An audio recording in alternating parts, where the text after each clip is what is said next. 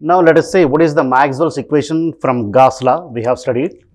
Here the proposal of Gauss law is that, or we know that from Gauss law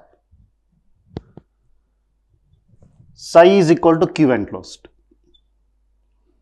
So there is a flux crossing any closed surface is equal to charge enclosed by that surface. Okay.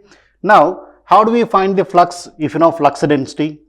So we know that already psi is equal to surface integral of d bar dot ds bar. So the psi is given by surface integral of d bar. But here we are talking about Gauss law. In the Gauss law we find a flux crossing a closed surface or open surface. In the Gauss law we find flux crossing only closed surface. That's why you must indicate here the closed surface integral. Okay.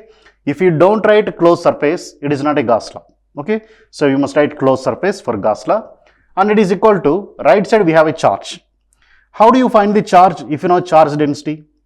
So charge density means you consider volume charge density. Okay. Charge is given by the volume integral of volume charge density rho v. Okay. Now, so this equation is called integral form of Gauss law. Okay.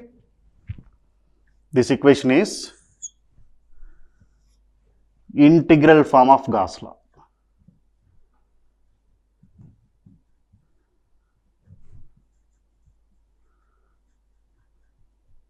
Yeah. So this is Maxwell's equation from Gauss law. Now let us consider left side we have a closed surface integral. So I would like to convert the closed surface integral to volume integral. Okay. Which theorem I can use?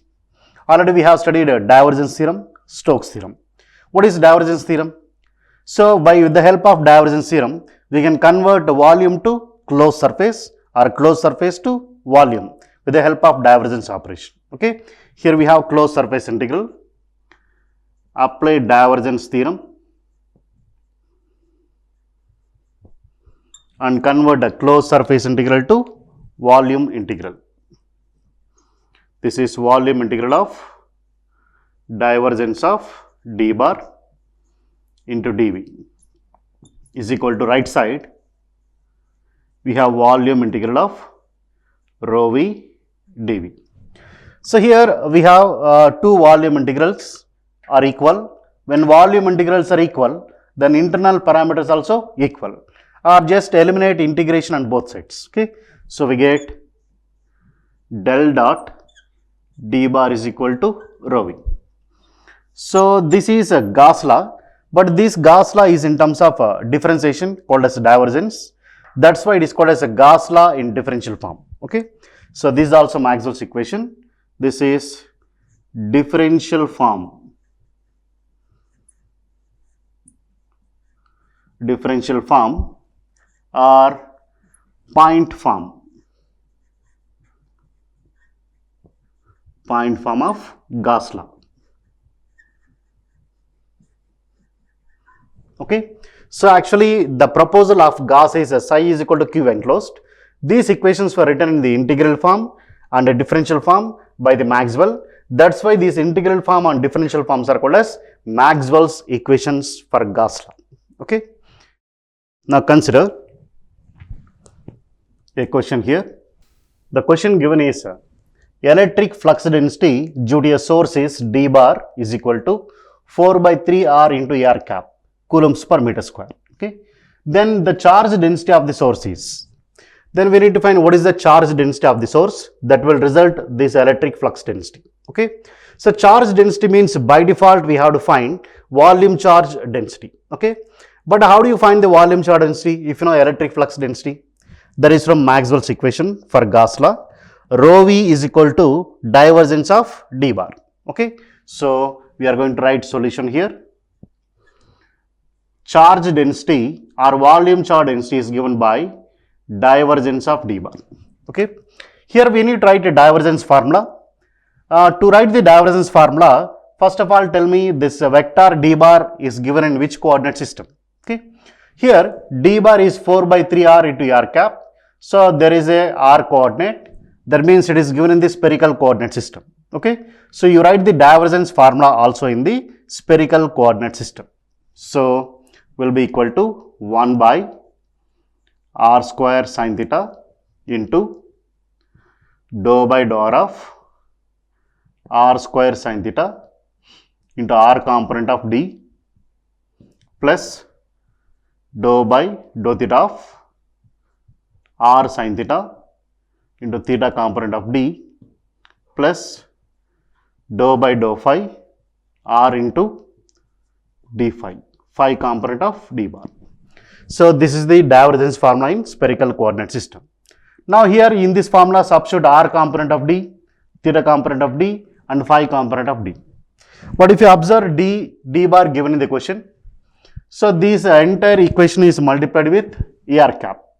So here they have given only r component, the theta component is absent and phi component is also absent. Okay, then the equation will be this equal to 1 by r square sin theta into dou by dou r of r square sin theta into r component of d is nothing but 4 by 3 into r plus 0 0. Okay, then it is 1 by r square sin theta. Here dou by dou r differentiates only r terms, remaining terms sin theta 4 by 3 are constants which we can take outside the differentiation. Sin theta into 4 by 3 dou by dou r of r cube. Okay, so here also we have a cancellation of sin theta which is equal to 1 by r square 4 by 3. The differentiation of r cube is 3r square. Again this r square cancels and 3 cancels, which is equal to 4. So finally the charge density of the source rho v is nothing but 4 coulombs per meter cube. Rho v is equal to 4 coulombs per meter cube. Okay, this is the way we can find out the source charge density. So this is about Gauss law. Here we have studied what is Gauss law and problems on Gauss law, and we have studied what is electric flux density and the relation between electric flux and electric flux density.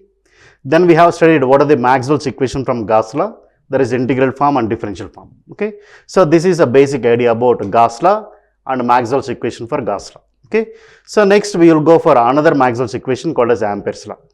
But still there is something to discuss about Gauss law that we study in the electrostatic fields. Okay, when we talk about electrostatics, then I will tell you how to use this integral form and we do problems over there. Okay, still there is a lot more things to learn about Gauss law that we see in the electrostatics. Okay.